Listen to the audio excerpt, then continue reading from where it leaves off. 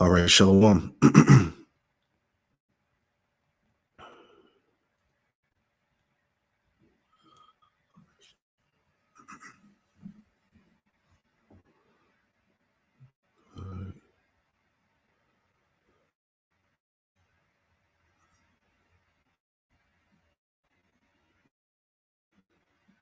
Into it.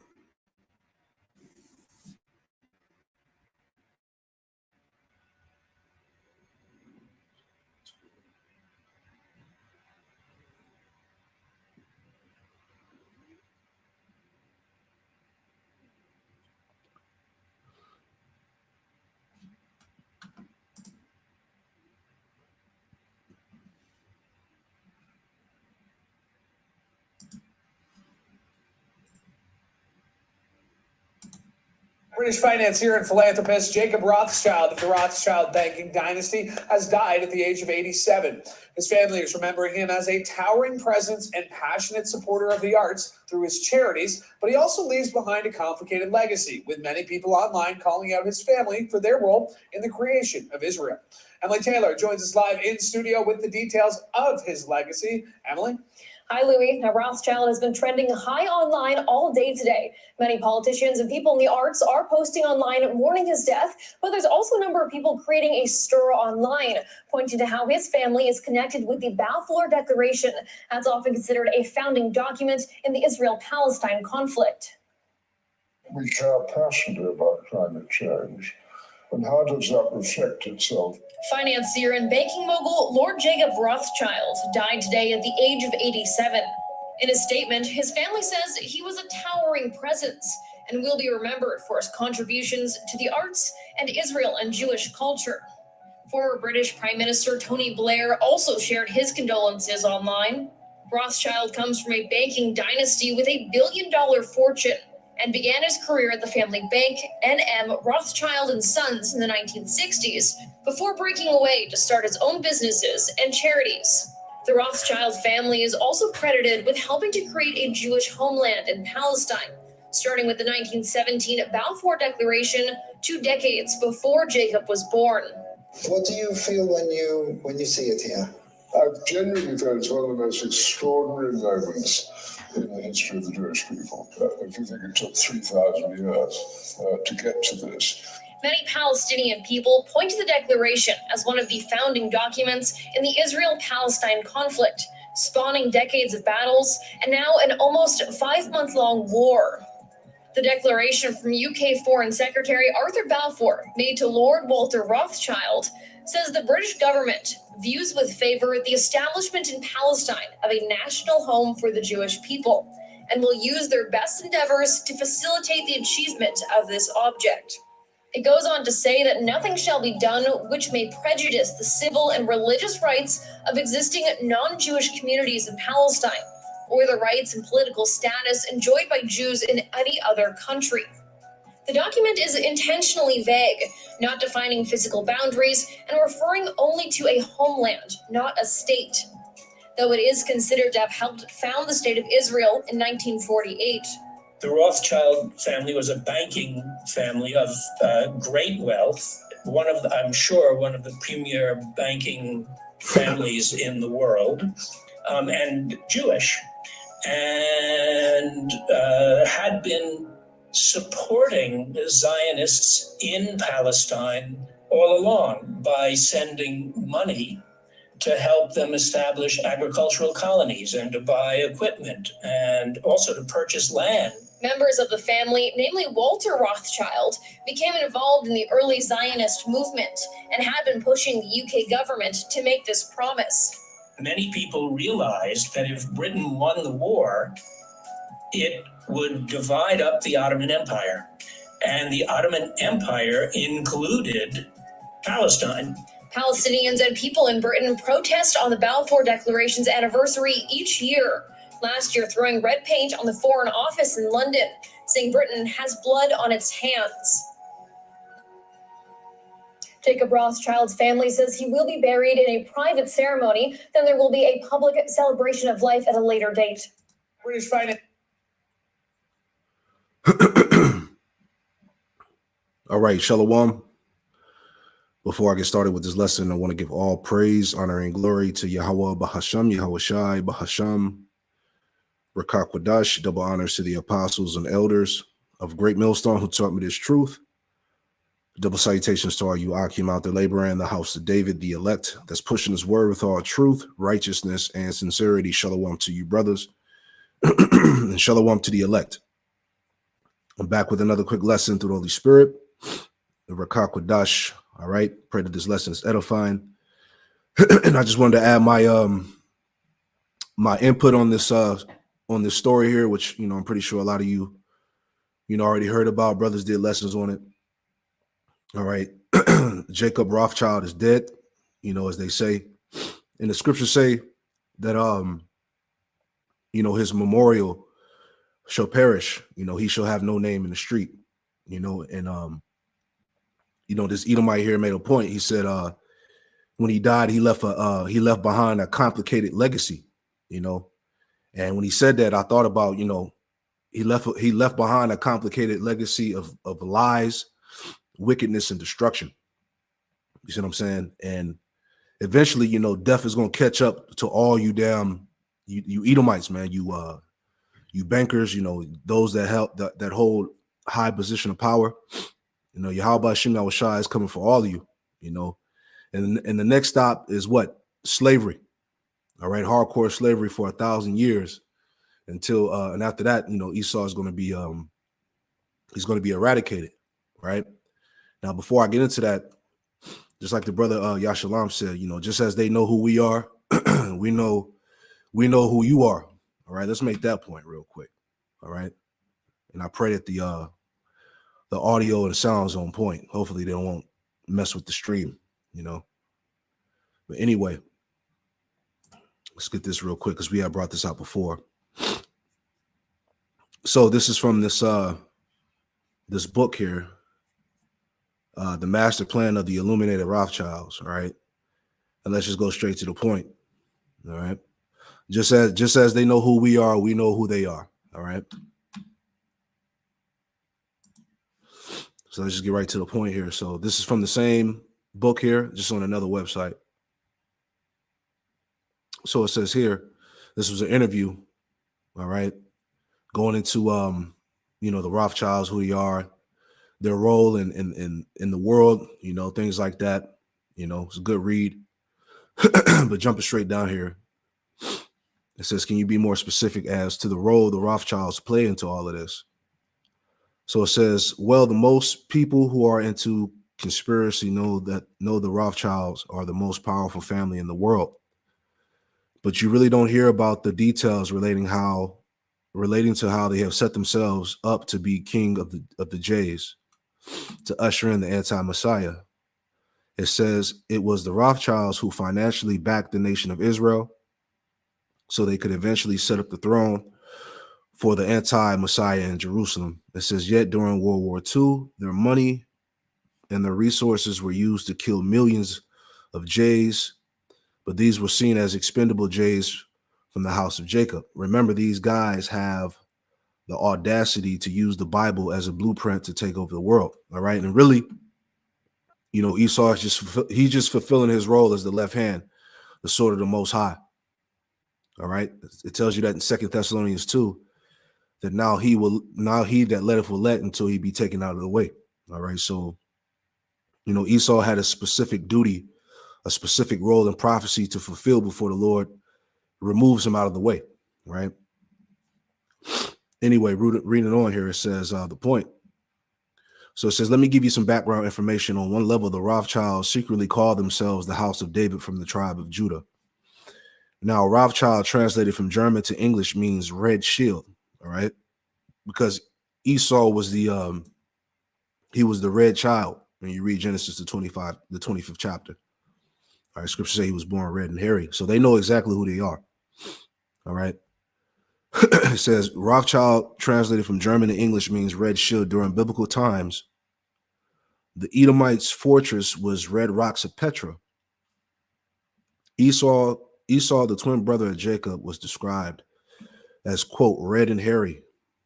So this information fits perfectly with the Salakia. So this information fits perfectly with what survivors have been telling me, that on a deeper level, it says the Rothschilds are claiming to be descendants of Esau, and thus are really from the tribe, or really from the house or tribe of Esau. You see that? So they know who they are. We know who they are, just like how they know who we are. All right. They know that they descend from the Edomites. All right. It says on a deeper level, the Rothschilds are also claiming to be descendants of Esau, and thus are really from the house or tribe of Esau. All right. Clear cut. It says what they are trying to do is to get the birthright back from the house of Jacob, who are the real Jays. All right. Speaking about the Israelites. All right. You so-called Negroes, Latino, Native Americans, and Hispanics. All right. Everything, all the destruction and turmoil and chaos that they have caused in the earth was basically to get rid of you and to get back the birthright, man. All right. It says, however, the book of Obadiah talks about the destruction of the Edomites in the last days. Ooh, and see, you know, the death of Jacob Rothschild is just a sign from the Lord that pretty much, you know, Yahweh Shem Yahushai is beginning to bring down the house of Esau. All right, because the scriptures tell us in 2nd Ezra 6:9 that Esau would be the end of the world. All right, and Jacob would be the beginning of it that followeth. All right, so we're in a time of Esau going down. All right, let's see if there's any more I want to read. It says, however, the book of Obadiah talks about the destruction of the Edomites in the last days. So this leads us to another interesting point in Revelation 3:9. It says, behold, I will make them the synagogue of Satan, which say they are Jays and are not, but do lie. Behold, I will make them come and worship before thy feet. Then I asked the question, who is the synagogue of Satan? The only logical conclusion I could come up with is the Illuminati Rothschilds. All right. So it's all out there, man. All right. Esau, you can't run, you can't hide. You know, and going back to the point here, you know, his legacy is tarnished. All right. His legacy is pretty much trash. All right. And his memorial will not be remembered. All right. Because you know, you can't cheat death. You know, all these Edomites eventually going to perish anyway. And I wanted to get into that point real quick. Bear with me. Just thinking about what was written in Wisdom of Solomon. You know, the mindset of the elites, right? Let's read that. You know, because they tried to live as long as they could. You know, all the damn heart transplants and the surgeries and the sacrifices and the adrenochrome. You know, all of that shit, man. These devils are trying to. They understand what's going to happen in the next life to come. You know. So anyway, this is Wisdom of Solomon, chapter 2. All right. Bear with me. All right. So this is Wisdom of Solomon, chapter 2, verse 1, and it reads, it says, for the ungodly said, reasoning with themselves, but not aright. Our life is short and tedious, and in death of a man there is no remedy, right? Can't cheat death. You can't escape death. Neither was there any man known to have returned from the grave. Verse 2, for we are born at all adventure, and we shall be hereafter as though we had never been. For the breath of our nostrils is as smoke, and as a little spark moving in our heart, which being extinguished, our body shall be turned into ashes, and our spirit shall vanish as the soft air, right? And as Jacob Rothschild would happen, you know. Okay, this is what happened to him. All right, now he's in the spirit world, right? Getting ready to be put into hardcore bondage in the next life to come, you know. Verse 4 says, and our name shall be forgotten in time, right? And that's what's going to happen to all you Edomites, man. All you bankers, all you billionaire, trillionaire devils that control the earth and its resources, you know. Eventually, your name is going to be forgotten in time. You're not going to have any remembrance, man. And our name shall be forgotten in time, and no man shall have our works in remembrance. Our life shall pass away as the trace of a cloud, and shall be dispersed as the mist that is driven away with the beams of the sun and overcome with the heat thereof. For our time is a very shadow that passeth away, and after our end there is no returning. For it is fast sealed that no man cometh again. Right. And that's why, going back to that philosophy of what they call transhumanism. Let me pull this up, because I did plenty of lessons going into this topic about pretty much these elites. They have the idea of merging, their consciousness, their souls into machines and computers to try to cheat death to live forever. Right. Which is nothing but vanity. Okay. No man can beat that war, as the scriptures tell you. Let me get that too. All right. Because these devils eventually they're all going to be faced with death. Right. Let me add on to that. Just to show you that this whole ideology is nothing but it's just vanity, This is Ecclesiastes chapter 8 and verse 6. It says, because to every purpose there is a time and judgment, therefore the misery of man is great upon him. For he knoweth not that which he knoweth not that which shall be. For who can tell him when his Salakia? For who can tell him when it shall be? The point. Ecclesiastes 8 and 8.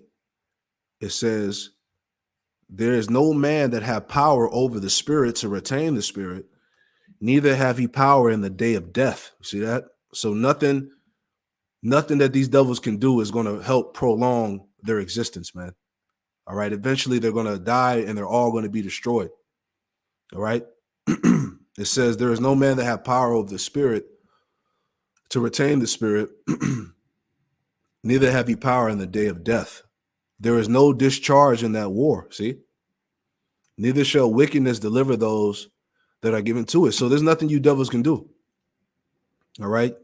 That's why you had, what was the Edomite, was it Rockefeller? He had like damn near like 10 heart transplants, right? Because these devils, they understand. All right. The scriptures tell us in James that the devils also believe and tremble. So they understand what's getting ready to happen to them. All right. They know that Yahweh Shem Yahushua exists. All right. And you can't avoid that fate. All right. No matter what you do, is the point that I'm making here. Right. Let me read that in the NLT real quick. Same verse. All right.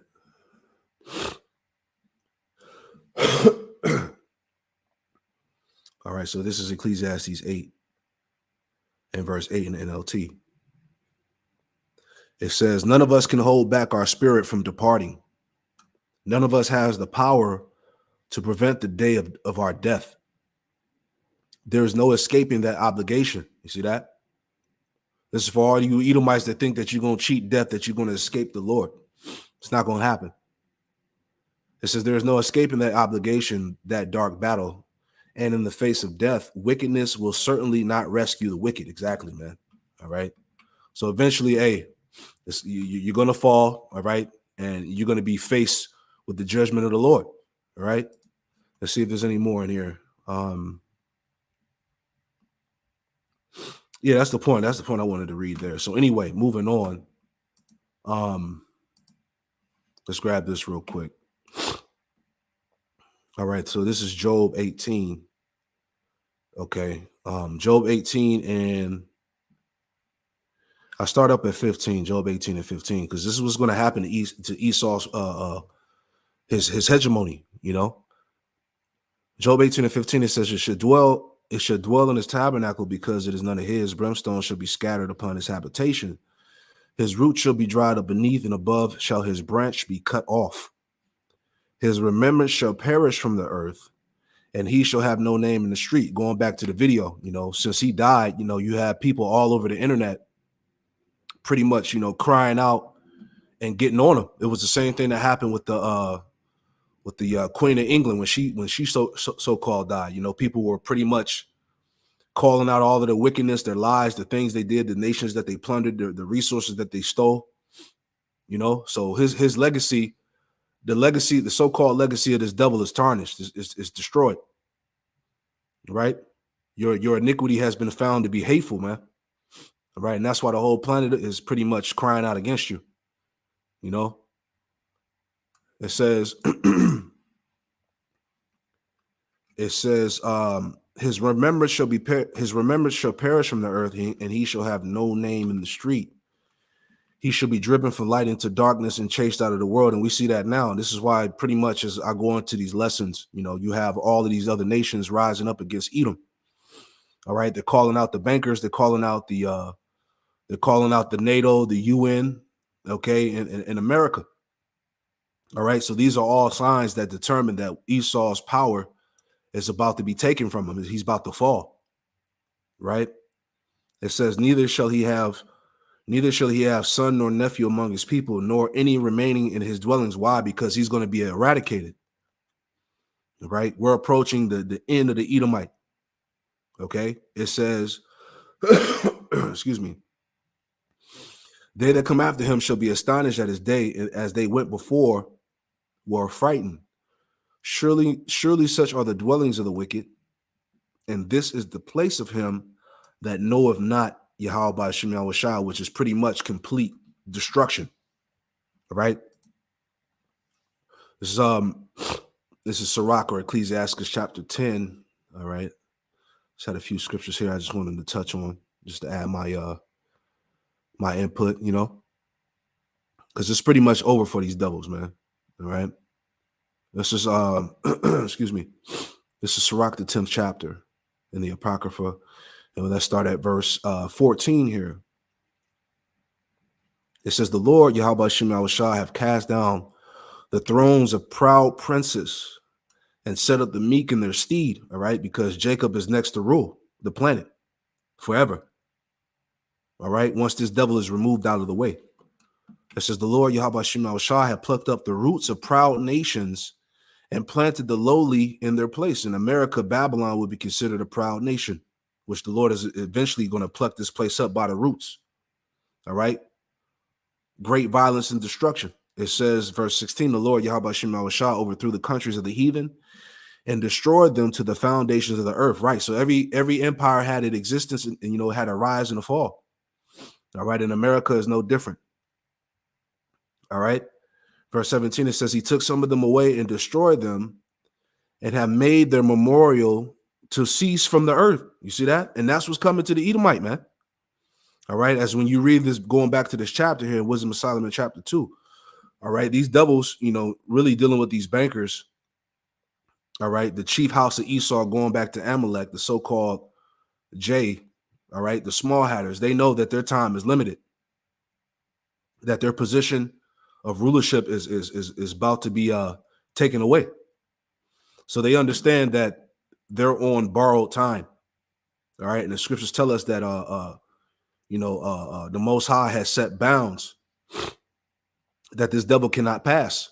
All right. So his time is up, and the death of Jacob Rothschild is just a indicator of that. You see that? Now, I made mention in this video about the excuse me. It made mention about the establishment of the Balfour Declaration, all right, which was established pretty much in 1917. And then you had the creation of the so-called Jayish state in 1948, right? Which was all wickedness, all right, which was nothing biblical about that. I want to get that real quick too. Bear with me. All right, just thinking about that too. All right, Lord willing, you can hear me too, man. I hope my voice don't sound too crazy. But anyway, just want to make a point on that. All right, just getting into the prophecy that on how these devils would eventually, pretty much steal the land. All right, so this is Ezekiel 36 and verse 1. It says, also, thou son of man, prophesy unto the mountains of Israel and say, you mountains of Israel, hear the words of the Lord, Yahweh Shem Yahushua. It says, verse 2, thus saith the Lord power, Yahweh Shem Yahushua, because the enemy have said against you, aha, even the ancient high places are ours in possession. You see that? And this is how they got the land. All right, by the Balfour Declaration. All right, which was a it tells you in the video, it was pretty much an official letter, written to what's his name? Walter Rothschild. All right. You know, it was an agreement between Walter Rothschild and the British government to establish a homeland for the small hatters, for the 1948ers. All right, this is how this came about, as we saw in the video here. Verse 3, it says, therefore prophesy and say, thus saith the Lord power, Yahweh Shem Shah, because they have made you desolate and swallowed you up on every side, that you might be a possession unto the residue of the heathen. And you are taken up into the lips of talkers and are an infamy of the people. All right. Therefore, you mountains of Israel, hear the word of the Lord power, Yahweh Shem Shah, thus saith the Lord power, Yahweh Shem Shah, the mountains into the hills, to the rivers, into the valleys, into the desolate waste, into the cities that are forsaken, which became a prey and derision to the residue of the heathen that are round about. And it says the point, because right now you have, who do you have over there? You have you have the 40 years, you have the so-called Palestinians, Ishmaelites, you know, Elamites, Hamites, you know, you got nothing but heathen in that land that occupy the land of Israel today, right? But the point, verse 5, it says, Ezekiel 36:5, it says, therefore thus saith the Lord power, Yahweh Shem Shai, surely in the fire of my jealousy have I spoken against the residue of the heathen and against all of Idumea. See that? Who is Idumea? That's Esau. All right, Edom. It says, against all of Idumea, which have appointed my land into their possession with the joy of all their heart, with despiteful minds to cast it out for a prey. All right, so the Edomites are the one that pretty much occupy the land of Israel today. All right, and this all happened through the Balfour Declaration, which further on into 1948 was the establishment or the creation of the so-called Jewish state, man. So this is what happened. All right, so his legacy, going back to my point, you know, this devil's legacy is a complicated legacy of lies, wickedness, and destruction, man. All right. And we're at the point, you know, where his memorial is not going to be remembered. All right. He's constantly being exposed. He's being called out. And the whole world is pretty much crying out against him. Right. And that's why I said next stop is what? Hardcore bondage for all you devils, man. This is the book of, let's get that in Psalms 140, Psalms 149, excuse me. Psalms 149, and I'm gonna start at verse 5 here. All right, Psalms 149, verse 5. It says, let the saints be joyful in glory. Let them sing aloud upon their beds. Verse 6, let the high praises of Yahweh Shem Shai be in their mouth, right? Going back to this knowledge, this truth, and a two-edged sword in their hand, to execute vengeance upon the heathen and punishments upon the people. The point, Psalms 149, verse 8, to bind their kings with chains and their nobles with fetters of iron. This was going to happen, man. All right. To all the kings of the earth, starting with you Edomites, man. All right. Your destiny, your future is hardcore slavery. All right. To bind their kings with chains and their nobles with fetters of iron, to execute upon them the judgment written. This honor have all his saints. Praise ye the Lord, Yahweh Shem Shai. So, like I said, these devils know exactly what's getting ready to happen to them, man. This is why they're trying to avoid death. This is why they're trying to prolong their lives. You know, they're trying to prolong their kingdom, you know, because they understand what's about to happen, what's next. Revelation 13:10, it says, he that leadeth into captivity shall go into captivity. He that killeth with the sword must be killed with the sword. Here is the patience and the faith of the saints. And who are the saints? The Israelites, starting with the elect. All right. Here is the patience and the faith of the saints, man. All right. We're waiting to bind up the kings of this earth with chains and fetters of iron, man, as the scriptures say. All right. These goddamn devils are going down. All right. Isaiah 24. Let me get one more real quick. Another one in Isaiah 24 and verse 21, right? Okay. There's Isaiah 24 and verse 21, and it reads, it says, and it shall come to pass in that day that the Lord, Yahweh Shem Shai, shall punish the host of high ones that are on high and the kings of the earth upon the earth. All right. It says, verse 22, and they should be gathered together as prisoners are gathered into the pit, and they should be shut up in the prison, and after many days they should be visited, right? So they're going to be gathered up, all right? All the elites are going to be gathered up, all basically the whole the whole nation of Esau, Edom, it's going to be gathered up in chains, man. Right, to serve captivity, to serve hardcore bondage, slavery for 1,000 years until they get eliminated. All right, and they're going to be thrown in that pit to be executed. It says, verse 23, the moon shall be confounded, the sun should be ashamed, and the sun ashamed when the Lord Yahweh Shem Shah of hosts shall reign in Mount Zion and in Jerusalem and before his ancients gloriously, man. So hey, at the end of this thing, man. All right, Jacob is going to rule the earth forever. All right, that's my point. Another one. Okay, this is Psalm chapter 9 and verse 5. It says, thou hast rebuked the heathen, thou hast destroyed the wicked, thou hast put out their name forever and ever. Verse 6, O thou enemy, destructions are come to a perpetual end, and thou hast destroyed cities, their memorial is perished with them. You see that?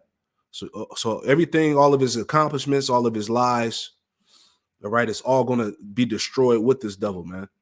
That's my point, man. So, you devils is going down, man. I just wanted to add my my point in on this lesson. I pray that this quick lesson was edifying, man. Just a major sign from the Lord, man, that this thing is getting ready to happen, man. Esau's going down, man. His kingdom is going to be destroyed. So I pray that this quick lesson was edifying. I want to give all praise, honor, and glory to Yahweh Bahasham, Yahweh Shai, Bahasham Rakakwadash, and Shalom to the next one. Hey, Shalom.